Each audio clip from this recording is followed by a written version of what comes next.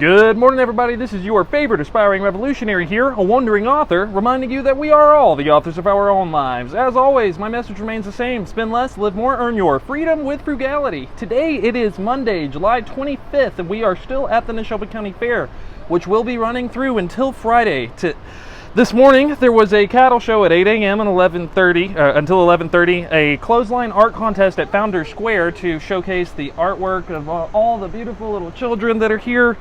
And right around now, there's harness and horse racing. That'll be going on for the next couple of hours. And then there's going to be something called the Hot Air Balloon Glow at 7 p.m. tonight. I have no idea what that is. And then, of course, the Miss Neshoba County Fair Beauty Contest, which occurs at 8 p.m. The night's going to end with dance music by Hurricane, which is quite an interesting name for a band. Today's hashtag facts for the Neshoba County Fair is about the founding. So the forerunner to the fair occurred in 1889, whenever local farmers went to something called Patrons Union in Lake Mississippi to showcase their animals and produce. After two successful picnics, the fair was officially organized in 1891, whenever the local population elected a board of directors for the first time. Okay, and so today we're going to be talking about the downfall of the Assyrian Empire and how that parallels what we see in our current country. Plutarch said once that Phobos runs rampant on the battlefield, who is the god of fear, according to the Greeks. The Spartans would worship them prior to battle because they felt that if they could have fear on their side, they'd be able to wage war successfully. So we spoke a little bit about Assyria's downfall last time, and the reason I bring it up is they didn't realize at the time that their civilization was dying. They show up even like in the Hebrew Bible, where they compare them to thunderbolts and basically make them out to be like ancient Nazis, right? They were a very successful empire, but they treated their subject populations poorly. Keep that in mind whenever we're waging war overseas, even if we think that we're more powerful than other people, right? So they were incredibly successful, but because they expanded so rapidly, their army began to be composed of mercenary forces, people who weren't actually Assyrian.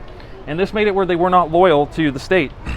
And eventually, we have the Sumerian and Scythian horse archers who show up in the Bible as well, potentially as the reference or inspiration for Gog and Magog in the Old Testament.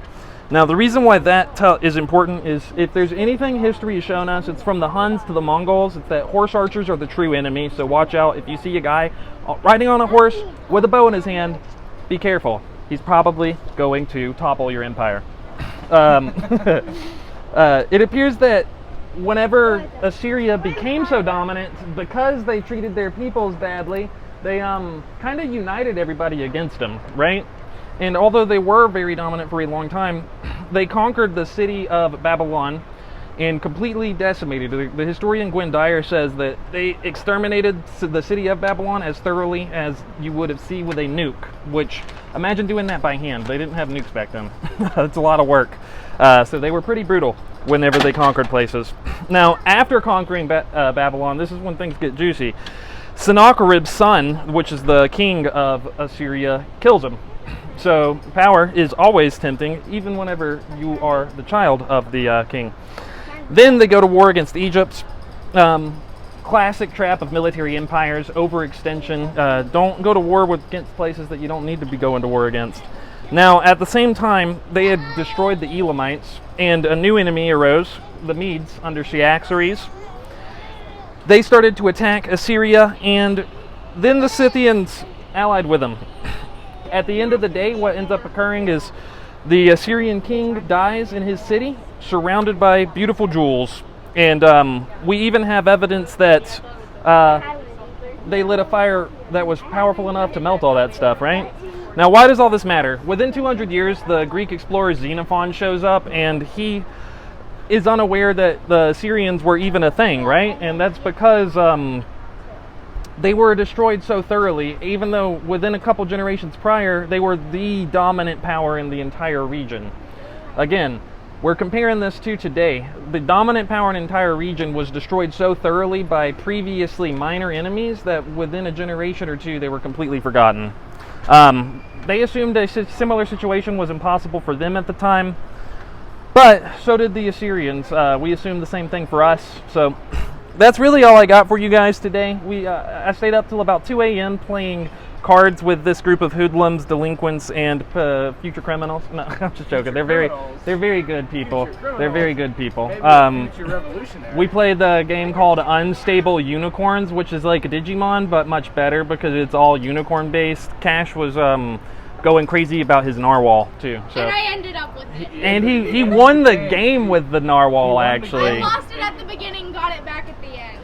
The turnaround of the century. We did our damnedest to make sure he had no narwhal, but he was very determined to have that narwhal. Absolutely. So, yeah, I'm going to get back to hanging out with people so far. Tomorrow we're going to be talking about the Great Recession again, so we could examine what happens whatever economies collapse in the modern era.